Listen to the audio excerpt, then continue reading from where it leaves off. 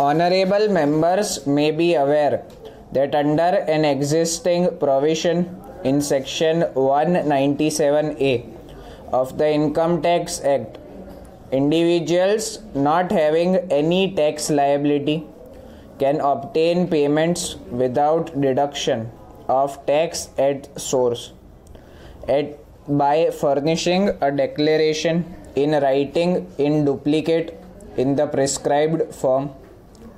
I am directing the Income Tax Department to give wide publicity to this provision and make the requisite forms available at the bank counters.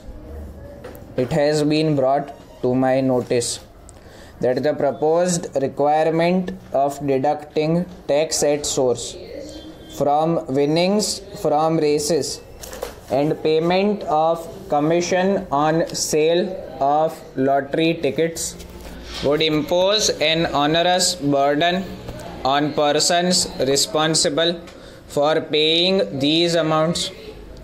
With a view to mitigating this hardship, I propose to provide for a threshold limit of Rs 2500 for deducting tax at source from winnings from horse races. Tax will be deducted at source on commission etc. on sale of lottery tickets only if the payment at any time exceeds Rs 1000. I also propose to make a clarificatory amendment to Section 32 of the Income Tax Act relating to deduction for depreciation in computing business profits for tax purposes. Under the proposed amendment, no depreciation will be allowed in respect of any plant and machinery, the cost of which gets amortized in one or more years under any other provision of the Income Tax Act. The bill contains a proposal to amend Section 273A of the Income Tax Act and Section 118B of the Wealth Tax Act to provide one more opportunity for disclosing unaccounted income and wealth. Honorable members would agree that this facility should not be open-ended.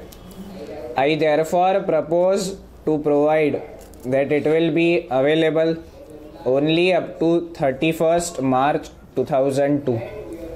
The bill contains a proposal under which the discretion of the income tax authorities to entertain application for registration of charitable or religious trusts and institutions will be restricted to 3 years from the creation of trust or establishment of the institution.